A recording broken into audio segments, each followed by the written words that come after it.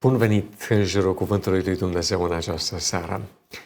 Vrem să ne ocupăm de o temă importantă pentru orice om care își respectă viața, darul ceresc al vieții. Și anume, care ar fi finalul așteptat sau finalul neașteptat dinaintea noastră, către care ne îndreptăm, pe care ne-l pregătim sau pe care nu ne-l pregătim.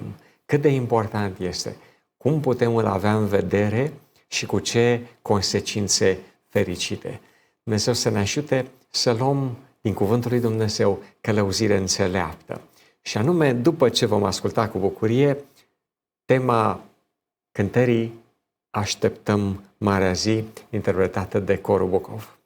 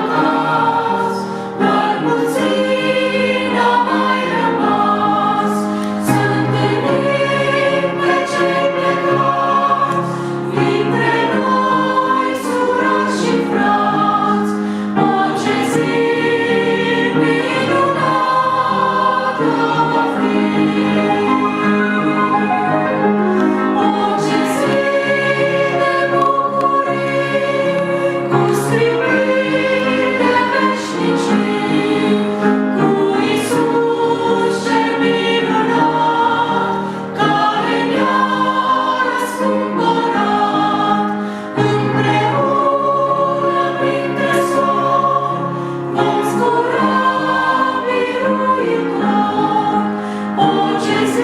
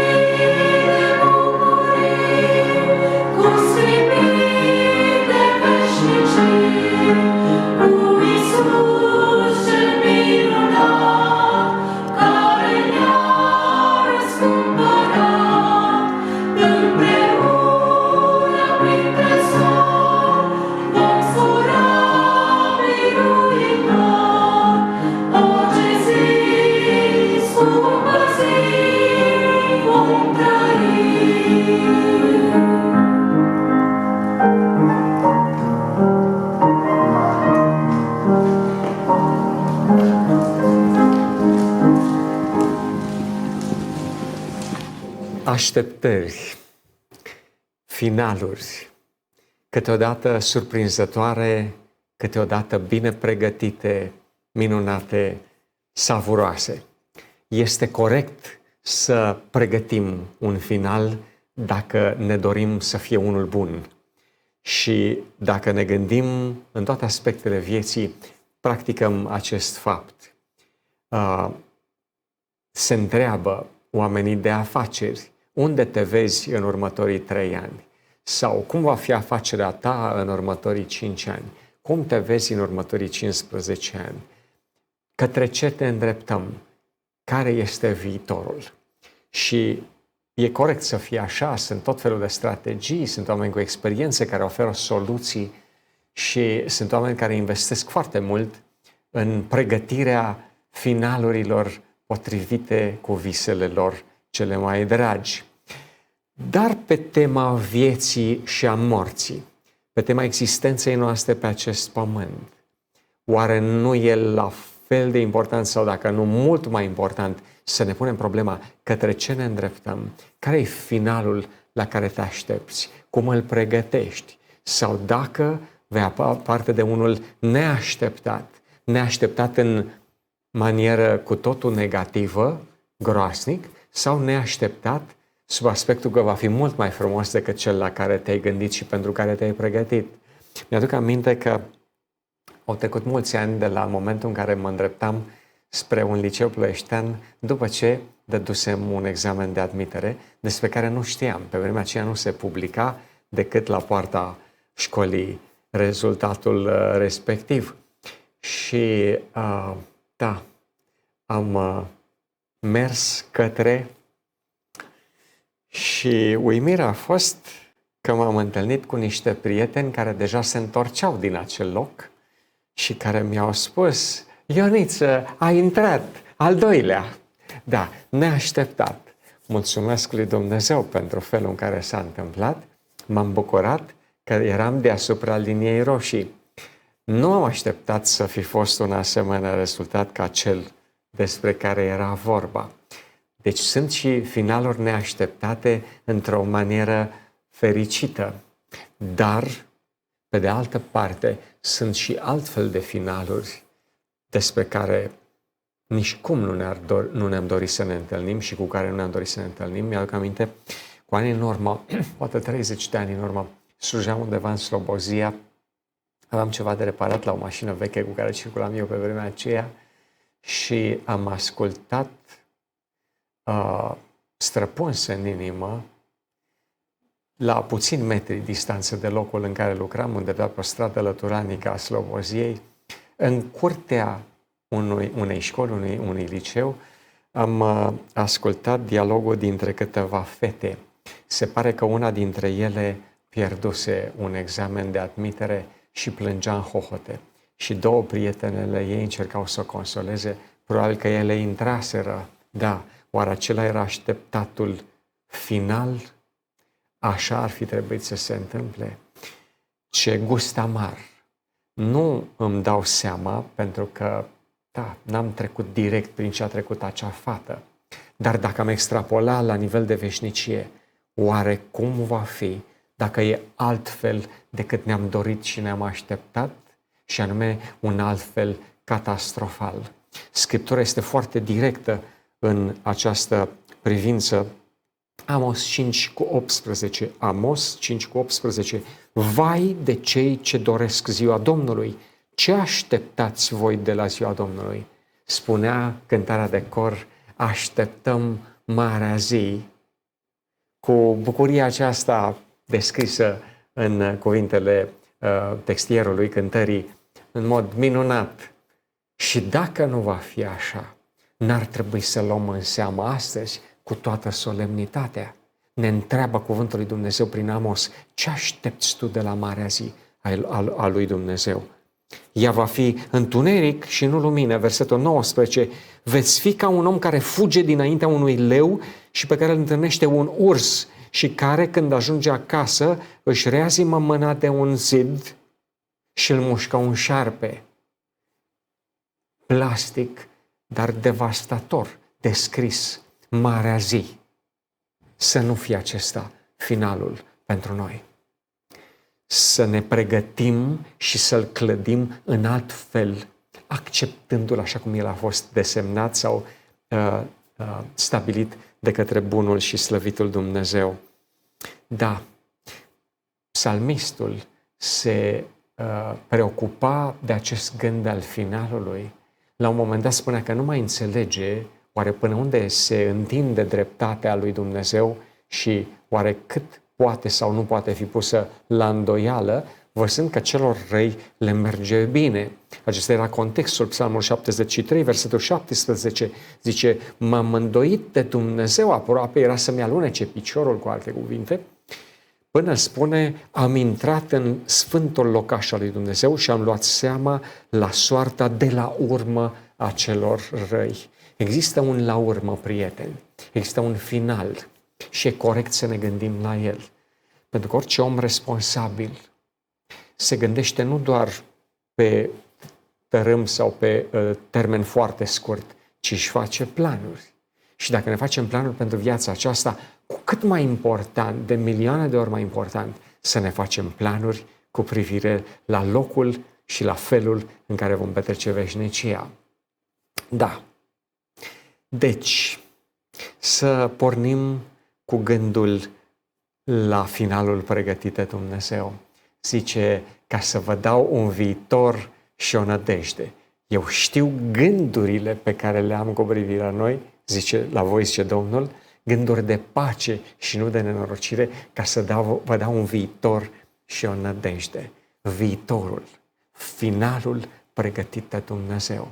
Cu migală, cu înțelepciune și mai ales cu dragoste. El, atotputernicul, care garantează împlinirea acelui final pentru toți copiii lui dispuși să-l părimească. Finalul nu este cum o ieși, să vedem la final. Vorba proverbului românesc, dă, Doamne, gândul românului de la final, de pe urmă, cum zicea proverbul. Nu așa e înțelept. Ci finalul este cel pe care îl proiectezi și anume cu sinceritate, luând în seamă toți factorii incluși și analizând relația dintre ei și consecințele alegerilor și practicilor vieții noastre. Și dacă alegem bine și dacă alegem după dragostea și după înțelepciunea lui Dumnezeu, finalul va fi și așteptat și neașteptat. Adică așteptat că va fi unul pozitiv și neașteptat că va fi mult peste așteptările noastre, mult mai strălucit, mult mai savuros în consecințele lui.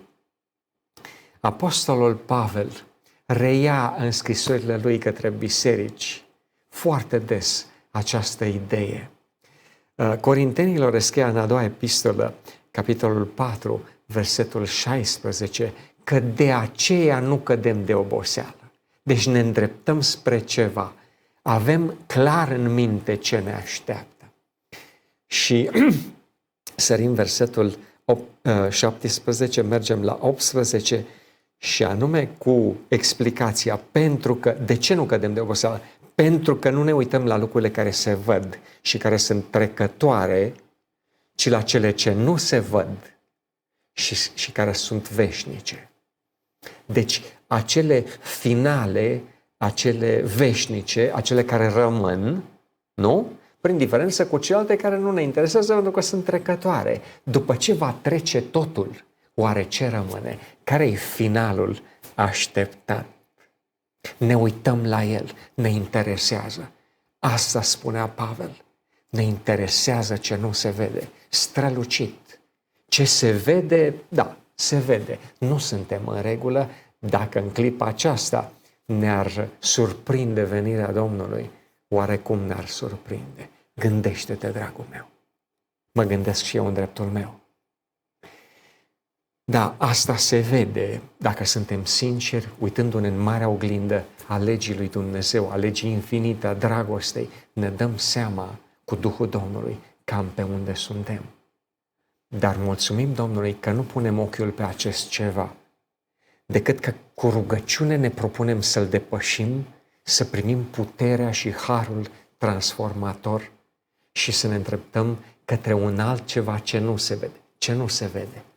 Haina ta a neprihănirii Domnului Hristos, și anume pusă de îngeri pe umerii tăi. Nu se vede coroana inscripționată cu numele tău cel nou.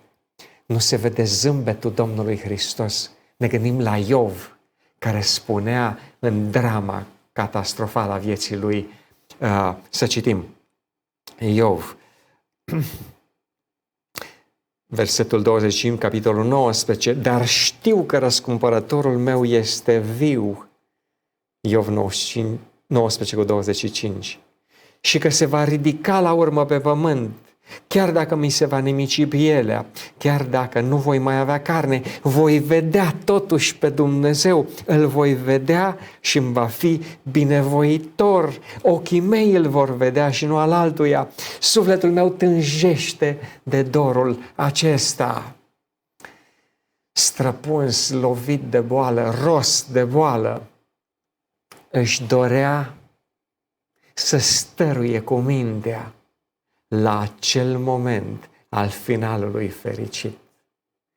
Ce nu se vede, nu se vede însănătoșirea, nu se vede fericirea, zâmbetul Domnului Hristos. Nu că vedea doar întâlnirea cu Domnul, vedea bunăvoința Domnului cu care îl va fi primit. Da, merită să insistăm în imaginația noastră plină de credință asupra acestor lucruri. Da. Dacă ne gândim, scria Filipenilor apostolul Pavel, vorbind despre premiul chemării cerești, nu premiul alergării lui, ca și cum el a obținut un ceva, ci faptul că a fost chemat și că cel care acceptă chemarea primește un premiu, zice premiul chemării cerești. Să ne uităm în Filipeni 3:13. Fraților, eu nu cred că l-am apucat încă, și anume premiul acesta, zice, dar fac un singur lucru, uitând ce e în urma mea și aruncându-mă spre ce este înainte, alerg spre țintă pentru premiul chemării cerești a lui Dumnezeu în Iisus Hristos. Nu zice doar că am o chemare și că mă lupt într-o izbândă în relație cu această chemare, se gândea la capătul, la finalul acestui proces. Sunt chemat, bun, răspund, vin și la urmă mă văd cu cel care m-a chemat. Și oare cum va fi? Premiul chemării, nu doar rutina chemării, m-a chemat, bine, trece acolo în rând, da, vezi cum. Nu. Da, încoronare, festivitate. Poate că ați urmărit cu ceva zile în urmă tema absolvirea, tratând cumva teme similare acesteia din seara aceasta. Da, încoronarea. Este minunat că așa ne invită, ne încântă Scriptura să gândim, să stăruim cu mintea noastră.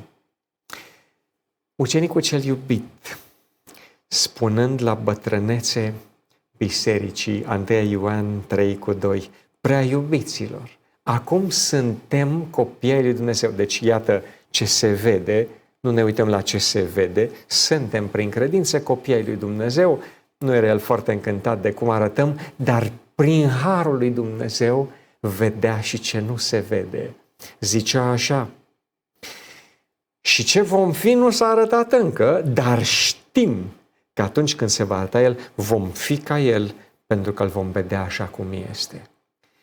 Până să trecem la versetul 3, ne punem întrebarea, de ce e atât de important să vizualizăm prin credință finalul, să-l construim, să ne așteptăm că va fi în acel fel și să lucrăm cu toată seriozitatea într-o atingere a lui. De ce e important? Privim versetul 3 din 1 Ioan 3, care zice, oricine are nădejdea aceasta în el, Se curățește după cum El este curat. Asta este câștigul lui Dumnezeu când ne roagă să privim la finalul pregătit de El pentru noi. Când spunem că ne-l pregătim, nu în sensul în care noi îl edificăm, că noi devenim un ceva care la final o să ajungă într-un anume fel. Nu noi facem acest ceva, pentru că este darul lui Dumnezeu. Nici n-ar fi posibil pentru noi să-l îndeplinim. El este harul minunat al Dumnezeirii. Zicea tot Ioan în Evanghelie, în primul capitol, a venit Domnul la ai săi și ai săi nu l-au primit. Dar tuturor celor ce l-au primit, adică celor ce cred în numele Lui, le-a dat dreptul să devină, este cuvântul în greacă, nu să se facă, așa cum a tradus Cornilescu în românește, să devină copiii lui Dumnezeu, născuți, veți spunea versetul următor, din Dumnezeu. Nu te poți naște, în românește e greșit, că nu te naști prin voință proprie. Ești născut, cineva te naște. Da, mămica. Mulțumim lui Dumnezeu pentru mămicile noastre. Te naște Dumnezeu. Devii de ființă, de natură dumnezeiască. Spunea Petru, coleg cu Ioan într-o apostolie, la finalul vieții lui, după ce și el însuși a suferit o superbă convertire de la ce era la ce a devenit. Spune așa, dumnezeiasca lui putere ne-a dăruit tot ce privește viața și evlavia. A doua Petru, capitolul 1, primele versete, dacă nu mă înșel 3. Tot ce privește viața și evlavia, pentru ca prin făgăduințele Lui nespus de mari și scumpe să ne facem părtași de firea lui Dumnezeu, fugind de stricăciunea care este în lumea prin poftă. Poți fugi, dar rămâi tot om. E bine să fugim de nebunia lumii, dar mult mai bine este să îmbinăm această evitare a lumii cu puterea transformatoare a Domnului. Și dacă așa facem, finalul este cel nevăzut, dar cel strălucit, pe care Dumnezeu în mintea Lui l-a desemnat pentru copiii Lui ascultători. Strălucit.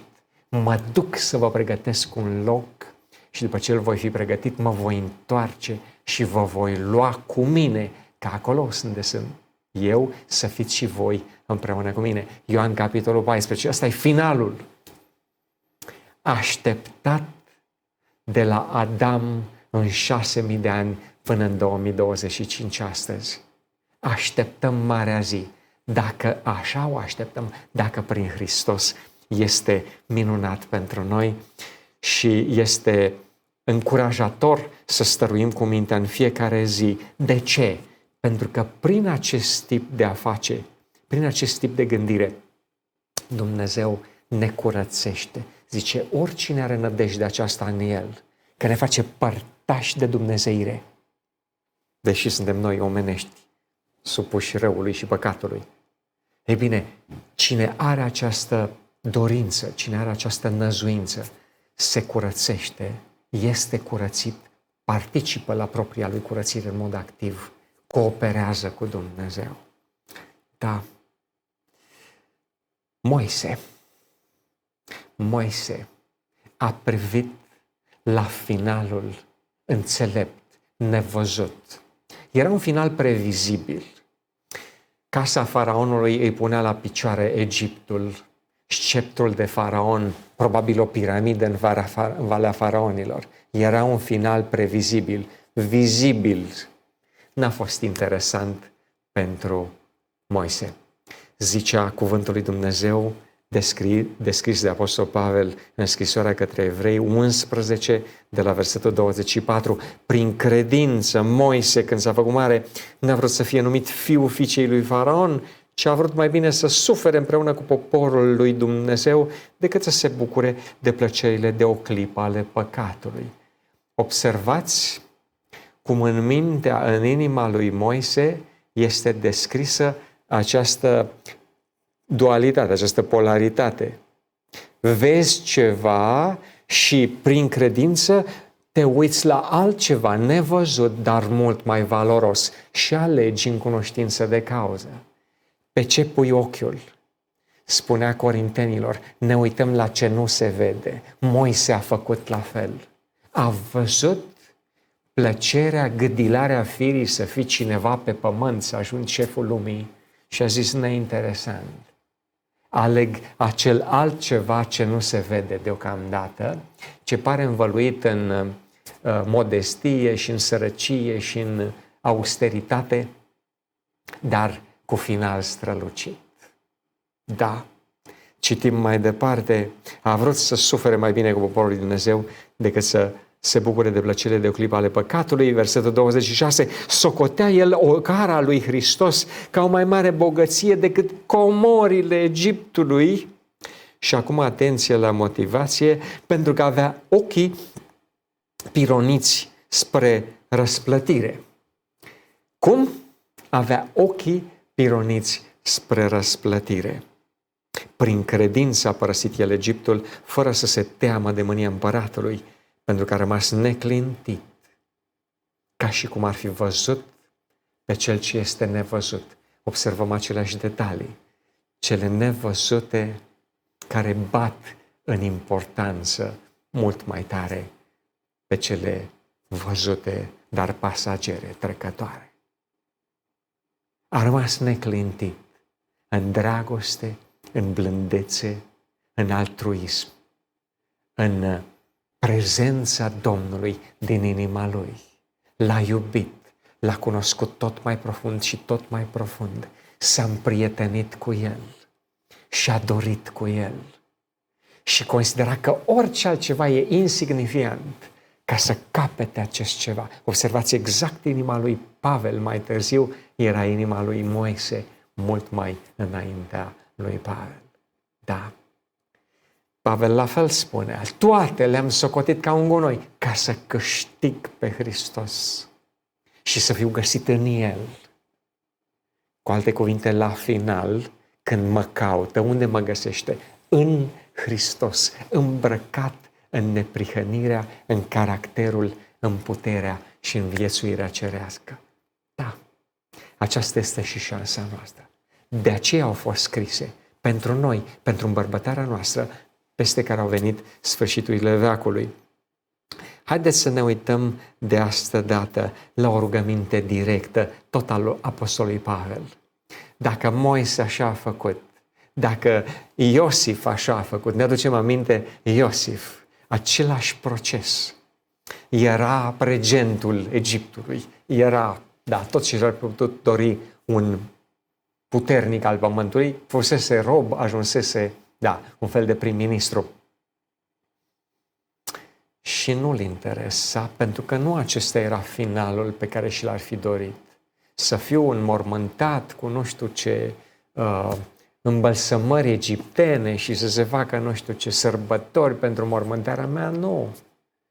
Nu ăsta e finalul, finalul e învierea și de aceea le spune cu legământ, nu cumva să uitați când vă va cerceta Dumnezeu, respectiv peste vreo 4 secole, și veți pleca din țara Egiptului, să nu cumva să uitați oasele mele, să le luați anume cu voi.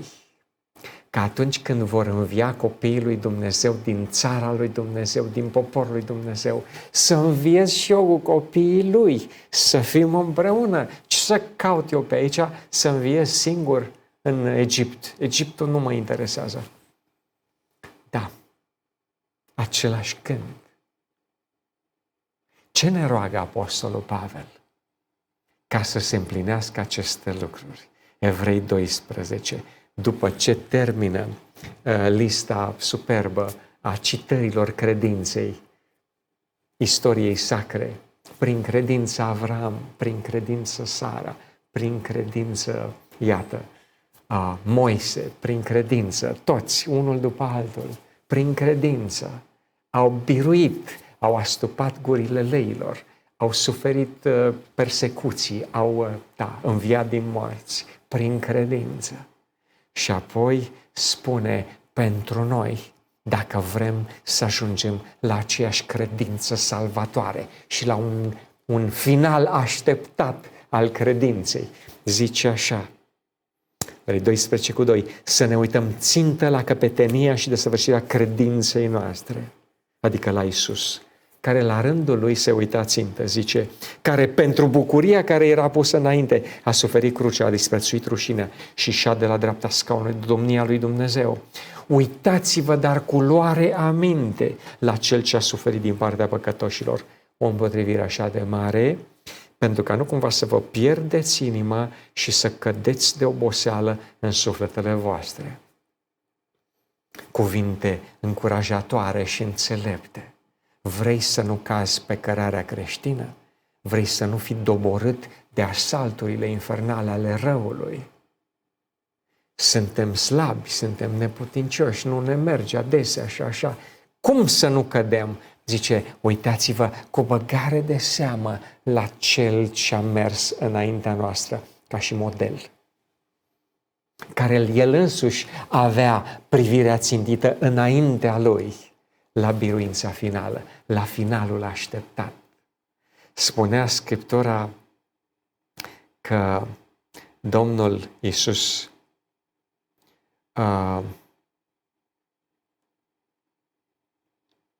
va vedea rodul muncii sufletului lui.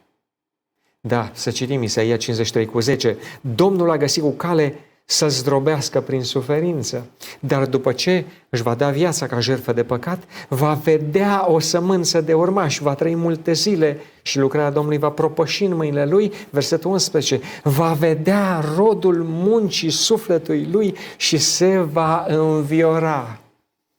Domnul Iisus a văzut profetic mântuirea slăvită, revărsată peste milioane de mântuiți ai Lui.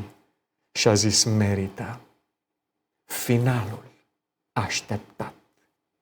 Înainte să-și fi dat viața, înainte să ia decizia finală, se apropia el de finalul experienței lui aici pe pământ. Știa clar ce l-așteaptă. Și a dorit o confirmare din partea Tatălui. Și a dorit o întărire. A luat 3 din ucenicii săi cu el pe munte. Și a rămas acel eveniment sub numele de schimbarea la față. Zice că într-o lumină cerească, ucenicii au văzut consternați că alături de Domnul lor iubit era de vorbă Moise și Elie, amândoi pământeni veniți din cer, nu de pe pământ. Ce au vrut să vorbească cu Hristos? Nu știm, ucenicii au dormit, au fost foarte obosiți după amiaza aceea. Păcat. Oare ce au vorbit? Finalul. Uite cum va fi, noi deja suntem acolo duși de tine în cer. Așa va fi pentru milioane. Știi, ne-ai iubit, ai făcut totul pentru noi.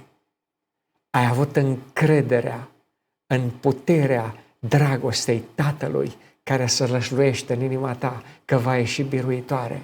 Noi suntem recunoscători. Noi deja, înainte de vreme, așa, în contra rânduielii, am ajuns să ne bucurăm acolo de cerul tău prin credința că reușești. Noi credem că vei reuși. Dacă te întorci, nu știm dacă așa au spus, dar poate că au spus, dacă te întorci la Tatăl și nu mai plătești pentru oameni, și noi trebuie să ne întoarcem aici unde ne e locul și să murim după meritele noastre. Oricum îți suntem recunoscători, am văzut cum e în cer. Dar dacă nu te întorci, dacă te gândești cum va fi când îi vei strânge pe toți să-i duci cu tine acolo unde ne-ai dus pe noi. Doamne, cum va fi? Nu știm ce a vorbit Moise și cu Ilie, cu Domnul Hristos, în lumina cerului. Da, Petru, cel mai vocal, cel mai plin de sine, atât de consternat, de uimit a fost de ce a văzut. că a uitat de sine. Așa e finalul ceresc. Te face să uiți de tine. Și a zis, Doamne, mai bine rămânem aici, e bine să fim aici, să facem 3 colibe. Una pentru tine, una pentru Moise și una pentru Ilie. Și despre sine nu mai era important. Așa e cerul. Dumnezeu să ne ajute ca acel final ceresc să-și capete tot mai deplin locul în fiecare zi, tot mai pregnant în inimile noastre. Spunea Pavel Colosenilor cam aceleași lucruri în alte cuvinte. Capitolul 3, primul verset. Dacă ați înviat împreună cu Hristos, să umblați după lucrurile de sus. Versetul 2. Gândiți-vă la lucrurile de sus, nu la cele de pe pământ, căci voi ați murit și viața voastră este ascunsă cu Hristos în Dumnezeu. Când se va arăta Hristos viața voastră, vă veți arăta și voi împreună cu El în slavă. Ce vedea Pavel pentru credincioșii din Colose? Că vor fi acolo cu Domnul pe Marea de Cristal și vor pătrunde pe poarta de Mărgăritar și vor rămâne miliarde de ani cu Domnul iubit. Gândiți-vă acolo, nu vă gândiți aici pe pământ, ieftin. Da, e pentru noi, nu-i doar pentru coloseni. Tit 2:11, căci harul lui Dumnezeu care aduce mântuirea a fost arătat și ne învață să o rupem cu păgânătatea și poftele lumești, trăind în veacul de acum cu cumpătare, cu dreptate și cu asemănare de Dumnezeu, adică cu evlavie. Și spune versetul 13, așteptând fericita noastră nădejde și arătarea slavei marelui nostru Dumnezeu și Mântuitor Iisus Hristos. Așteptăm marea zi, adică ce? Pentru că de fapt așteptăm pe El, Domnul slăvitul Dumnezeu și Mântuitor Iisus Hristos. Așteptăm arătarea, fericita noastră nădejde și arătarea slavei Lui. Caracterul Lui, frumusețea Lui, dragostea Lui. Da, așa au trăit toți bărbații credinței, dinpreună cu doamnele, cu surorile, cu fiicele lui Dumnezeu, așa vine vorba, bărbații credinței, oamenii, copiii credinței, Scripturii. Da, așa au trăit, cu gândul la El, cu vizualizarea aceasta superbă, clară, tot mai bine definită prin credință, a zilei în care El vine biruitor să-și ia copiii dragostei acasă. Și dacă așa va fi pentru noi, acel ceva merită toată atenția noastră, pentru că trebuie să ne curățim prin har de orice atingere a răului. Trebuie să pregătim prin cooperare cu Dumnezeu curățirea aceasta a vieții noastre, să pregătim finalul acela. Un final strălucit ia multă muncă de culise. Și cu cât e mai bine realizat și mai scump și mai frumos, cu atât costă mai mult în secretele Lui. Dumnezeu a plătit totul. Pentru noi e gratis, pentru El n-a fost. Și este gata să ni-l ofere. Putem degusta, putem întârzia, spunea Scriptura, un cuvânt inspirat într-o carte numită Istoria Faptelor Apostolilor, către finalul acestea, pagina 601. Ce l-a susținut pe Fiul omului în timpul vieții pământești, de trudă și sacrificiu? El a văzut rezultatele muncii sufletului său și a fost mulțumit. Privind în veșnicie, el a văzut fericirea celora care prin umilința sa au primit iertare și viață veșnică. Urechea sa a prins strigătul de bucurie al celor răscumpărați. El i-a auzit pe cei mântuiți cântând cântarea lui Moise și a mielului. Noi putem avea o viziune asupra viitorului, asupra fericirii cerești. Interesant, vorbește despre Domnul Hristos și după aceea zice direct, noi putem experimenta la fel. Putem prinde nota corului îngeresc, cântat de miliarde de îngeri, pentru noi, mântuiții Domnului, când vom fi cei mai onorați copii ai veșnicii, ai creației, când vom fi sărbătoriții Universului, când vom pătrunde în cetatea pe care nu o merităm, dar care a fost făcută locașul nostru, când vom fi primiți de însuși Creatorul, răscumpărătorul nostru, cu zâmbetul acela pe care îl vedea prin credință Iov, bunăvoința aceea pe chipul lui, fericirea că ne are cu el, frații mei, pentru ce altceva merită să trăim pe pământ? Ce altceva poate să ne ofere lumea aceasta? Întunericul, păcatul, trufia, prostia pământească. Da, care e contrapartida diavolului? Nimic, zero, mai puțin decât zero. Dumnezeu să ne ajute să întârziem pe pragul lumii veșnice. Spunea același paragraf ceva mai jos. Prin credință noi putem sta pe pragul cetății veșnice și auzi plăcuta urare de bun venit adresată acelora care în viața aceasta au conlucrat cu Hristos, socotind ca o cinste să sufere pentru numele Său. Atunci când sunt rostite cuvintele, veniți binecuvântații Tatălui meu, ei își aruncă la picioarele răscumpărătorului coroanele lor, exclamând, vrednic este mielul care a fost înjunghiat, să primească puterea, bogăția, înțelepciunea, tăria, cinstea, slava și lauda și așa mai departe.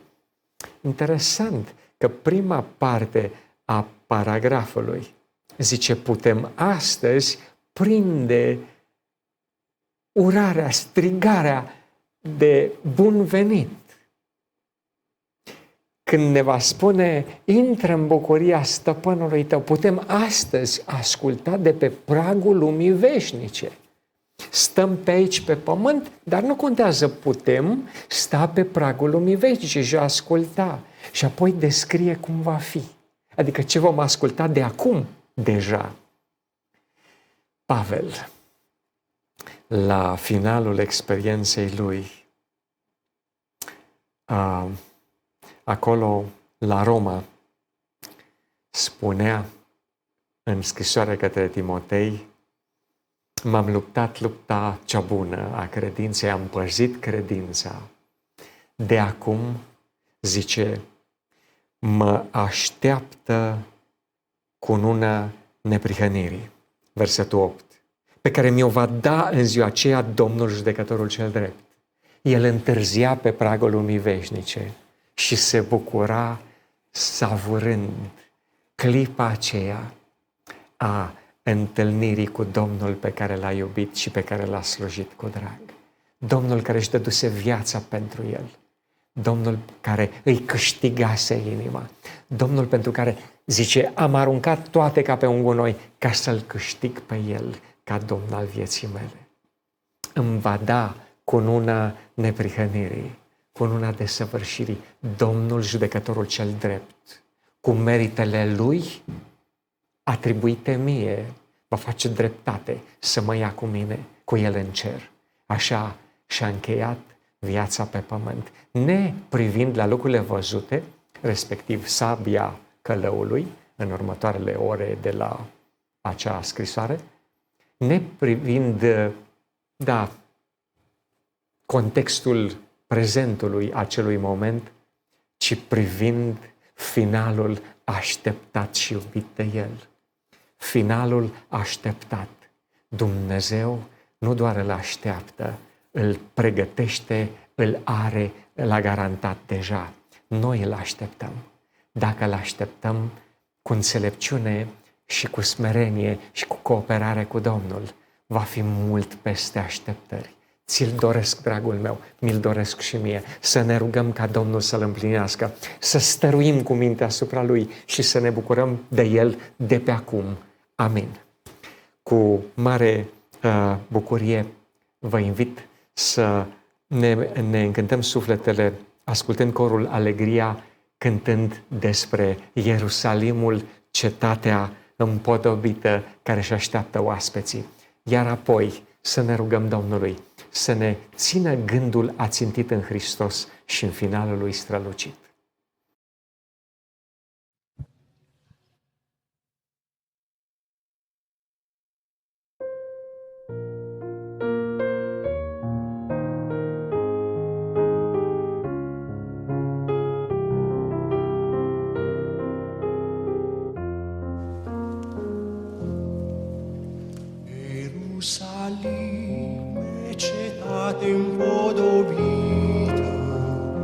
străzi de aur, argint și cristal, de pe pământ al meu dor se ridică, să ajung la tine, să scap de orice val.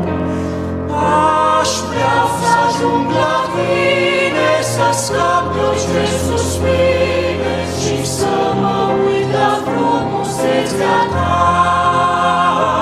căci orice pe pământ e doar goară după vânt și nu pot să-mi găsesc fericirea.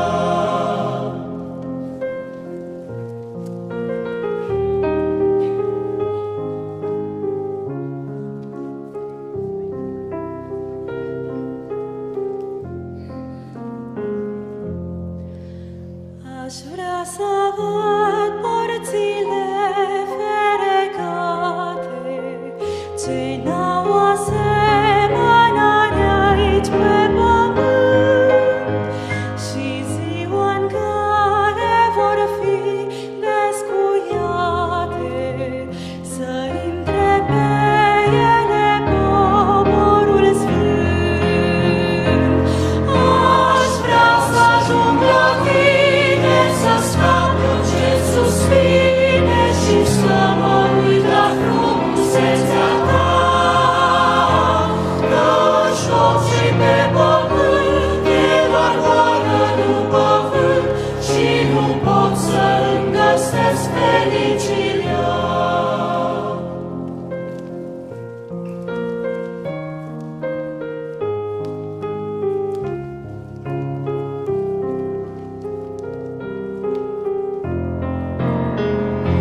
Aș vrea să văd omul vieții tale, atâtea roade este îmbologit, și râul vieții cu apele limpezi, de-a lungul cetății curgând liniștit. Aș vrea să ajung la tine, să scap de orice suspine și să mă uit la frumusețea ta, căci tot ce pe pământ e doar goară după vânt și nu pot să-mi găsesc fericirea. Aș vrea să ajung la tine, să scap de orice suspine și să mă uit la frumusețea ta, căci tot ce pe pământ e doar goară după vânt și nu pot să-mi găsesc fericirea.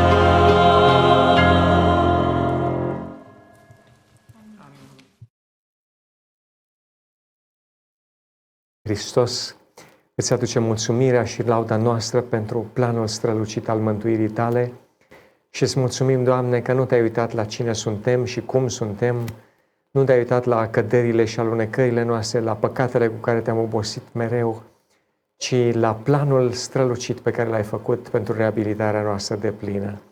Mulțumim, Doamne, pentru acel final al răului și al păcatului. Mulțumim pentru acel s-a sfârșit pe care Domnul Iisus l-a strigat pe cruce, punând capăt răutății și neascultării pe pământul nostru. Ajută-ne, Doamne, să vedem finalul pe care l-ai pregătit pentru copiii tăi, să-l clădim prin cooperare cu tine, primind în viața noastră voia ta și primind puterea ta cerească la fiecare pas. Binecuvintează, te rugăm, sufletele noastre, fii cu prietenii noștri, acolo unde se află și unde au urmărit acest program, cu cei iubiți de dumnealor, cu cei dragi dumnealor. Fii Tu, Doamne, cu fiecare suflet care te caută și prezintă Tu sufletelor noastre această imagine clară a ceea ce vrei să faci cu noi și a lucrurilor pe care deja le-ai pregătit pentru noi. Și pune, te rugăm, în noi credința să ne îndreptăm spre ele și să le însușim. Ajută-ne să Te primim, Doamne, împreună cu toate darurile Tale și să trăim pentru voia Ta. Și nu doar să așteptăm, ci să grăbim venirea Domnului Hristos printr-o viețuire, cum ne-ai învățat, plină de smerenie și de evlavie, prin părtășirea cu Tine și cu îngerii Tăi cei sfinți. Ajută-ne Tu și în ce nu știm noi a cere, rămâi la căpetenia vieții noastre, fii-ne mai departe cel mai bun prieten și învață, Doamne, să rămânem mai Tăi, cu totul și de plin, ca finalul acesta să înceapă încă de pe acum și să-și găsească locul în viața noastră, iar la împlinirea Lui să avem parte de intrare în Împărăția Ta. Prin Domnul Iisus și numele Lui, mulțumim frumos și Te lăudăm fără merite. Amin.